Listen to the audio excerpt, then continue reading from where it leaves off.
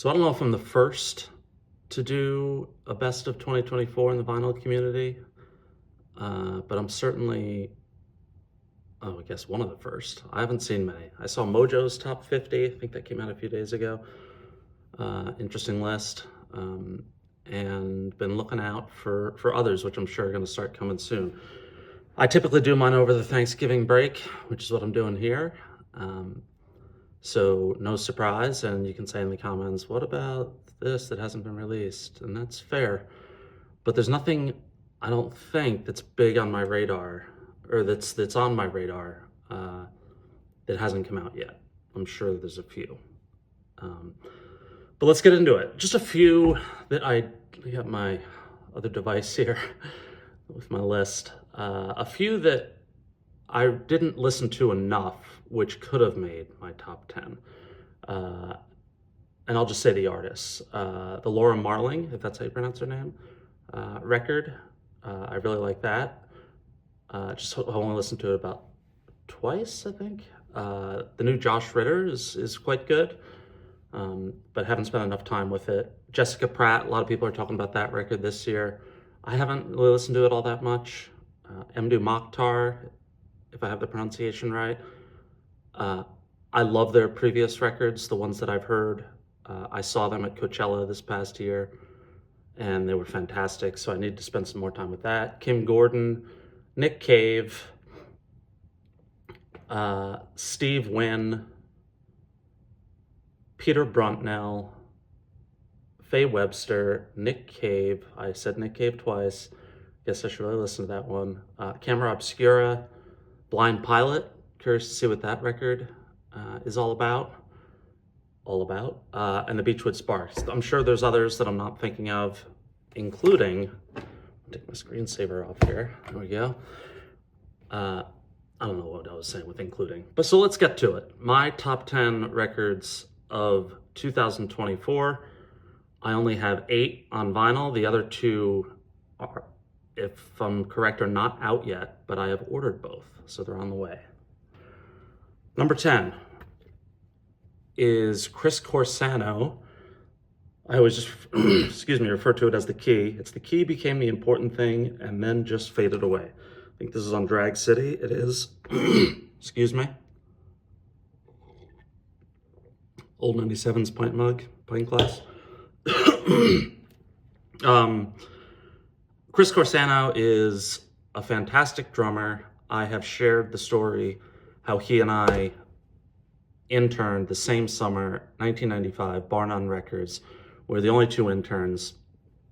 And I remember Chris and I just had like very different taste in music. And it's sort of nice to see that he now does stuff with like all the Wilco guys, because I remember that's what I was talking about all that summer. So I feel like I sort of I didn't lead him down that path. But Chris is one of the most well-known drummers, percussionists, multi-instrumentalists. Played with Mike Watt, like I mentioned. He's played with Glenn Koche, however you pronounce the Wilco drummer, and Nels Klein. I think there's a ton of others, even much bigger names that he's played with. But this is the second record of his. I bought 2 of his records this year. The one with Mike Watt, and there's one other person on that record. And then I bought this one. And this is his solo record. And I have listened to this, obviously not on vinyl, only on streaming, 6 or 7 times. And just, it sounds to me, I always have to draw a Wilco comparison, but it sounds like if during the Yankee Hotel Foxtrot sessions, Tweedy, Bennett, Sturritt, the rest of the guys, and it sounds as if they would have made instrumental music, which I think, some of the alt versions I think are instrumentals, but it just has that sort of what do they call it, like jazz something, free jazz. This record just, it relaxes me. It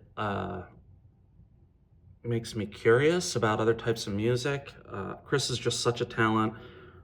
I've also mentioned that I bumped into him at the Solid Sound Festival in Massachusetts, I think in 2017, and I was like, hey, Bar None, It was funny. We took a photo together. It's a sweet moment. At number 9 is the Hard Quartet.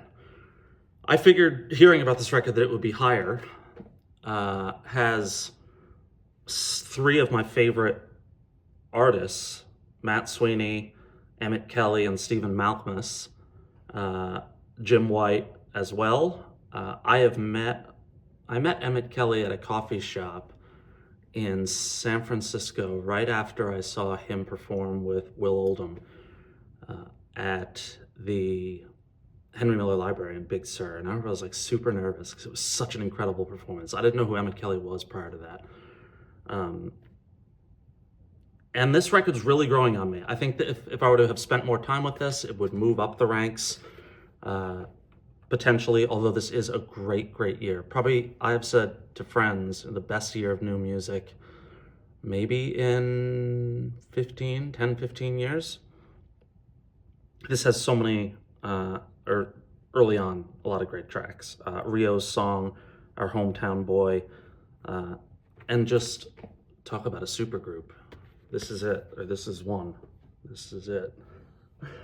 The next 2 are on the iPad. So coming in at number 8, and this I just discovered recently and would probably be much higher on the list if I had more time with it. And that, here, let's see, the Christopher Owens record, I Want to Run Barefoot Through Your Hair. I knew of his band Girls, but I don't recall having ever listened to them. And that changed in the last month or so. I've been listening to them a ton. As well as this record, which, like the Hard Quartet, even more so than the Hard Quartet, would probably be much higher had I had more time with it.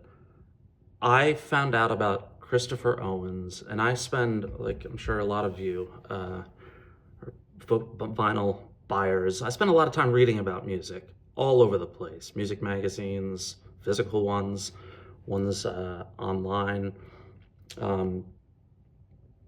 and blogs. You know, I'm just constantly trying to find new music.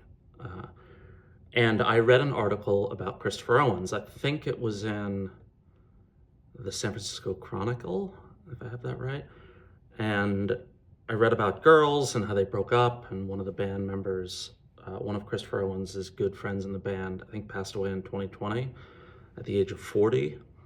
And he just had a really rough few years. He was living out of his car for a while. I think he's sort of back on his feet. Is that the... and I think he's living in New York City now. And I read this article maybe a month ago, which made me take a look at the solo record plus the Girls records, and they're reissuing, I think, 2 of their records. At least one I've ordered, and it's on the way. I think it comes out next week. But this record is the record in the past week that I've been listening to the most. I think I've listened to it like 5 or 6 times. Just a really interesting story, obviously a really sad story. I think his fiance also left him. It was just a string of really bad things happened in his life. And now he has this I think it's his first solo record in 8 years. And I love it. It's growing on me so much. It's such a big sound. I don't know. I can't believe I missed him. And especially since I was in San Francisco up until 2013. How did I miss Girls? I went to South by Southwest all the time. I was going to Noise Pop. I don't know, but love this new record. As I said, could be, the rest of these records could all be number 1 of the year. Coming in, that is what? Sorry, I had a little camera malfunction there. Coming in at 1098, number 7, 10987 is, I don't know why I'm holding it like this. It's like Donald Trump holding a glass of water. Diamond Jubilee by Cindy Lee. I was telling a friend about this record recently. For a while, you could only get it on the GeoCities website, which I didn't even know GeoCities was still around. That's like old school web, early web, like late 90s, early 2000s. It's now coming out on vinyl, which I have ordered. I think a lot of people are going to have this as their best of, and I need more time with it, but it is a really good, if not great, record. Again, could be number one if I spent more time with it. It's all over the place. Sort of reminds, it's like Brian Jonestown Massacre meets, I don't even know, Velvet Underground. I don't. There's a ton of songs. They're all pretty different. Just great musicianship. I had never heard of Cindy Lee, and it is a tremendous record, and I cannot wait to have it on vinyl. Number 6 is Tiger's Blood by Waxahatchee. I know her last record was my number 1 of whatever year it came out, 21 maybe.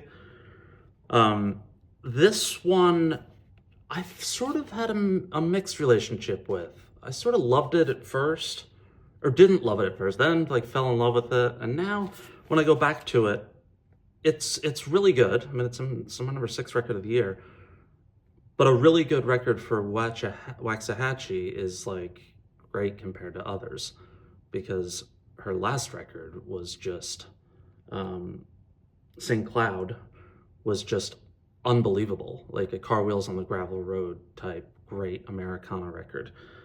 This one, I don't think the songs are as strong, like Three Sisters, Crowbar, Burns Out at Midnight's a really great one, Right Back to It. They're catchy, but for some reason to me they're just not as strong. But what a talent. I still need to discover earlier Waxahatchee, when she was more of just like an indie rock artist. Now she's more, like I said, Lucinda Americana. So she's had kind of multiple careers. The Plains record that she did was great, but one of the greatest going right now, some would argue the greatest. It's a great record. Down to top 5. Why did I say it like that? Number 5, didn't know this band prior to this record, and this is the Bonnie Light Horseman record. It's called Keep Me on Your Mind, Set You Free. The first half of this I just absolutely love. Check them out on YouTube, some great clips of them.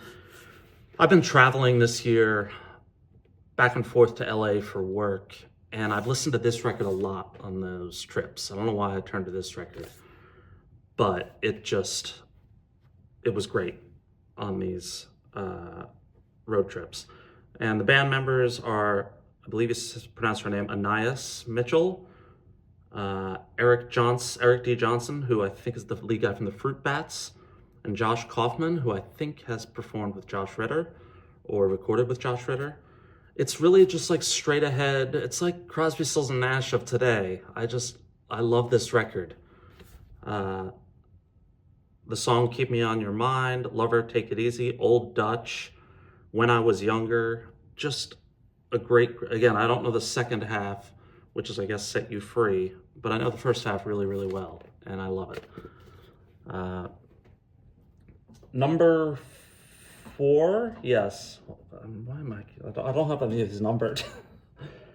And this one has moved up the list. It was probably off the list a month ago, and I had it for some time, and it just wasn't clicking, but it's clicking now. And that is Woodland Studios by Gillian Welch and David Rawlings. In terms of vinyl, nobody does it better. Just absolutely gorgeous pressings. They give, for a little bit more, you get the signatures. I am gonna see them live. I have a bunch of shows coming up next in February. I think they're all in February. Welch and Rawlings, Bonnie Prince Billy, MJ Lenderman, and Jason Isbell, solo. I think those are all in February, maybe February and March. But have a lot of shows coming up that I'm really excited about. And this is, last time I saw Gillian Welch was in 1996, I believe it was. Either 96 or 97. Sunvolt at the Paradise in Boston. Gillian Welch and David Rawlings, I think David Rawlings played with her, opened. And I remember they were incredible. I think I'd known them beforehand. And they joined Sunvolt on stage for Neil Young's Come On Baby, Let's Go Downtown. Wow, that was great. From Tonight's the Night. they press the most gorgeous record. I cannot wait for the first few. I hope those records can be put out by her label, which I think is Acony, Acony. I'm not sure how it's pronounced. But her first few records, which are unbelievable, are not on vinyl. And please have this label put them out, because they package it. They are the best. They take their time, but the pressings are just unreal. Top 3. Number 3 is Hurray for the Riff Raff. The Past is Still Alive.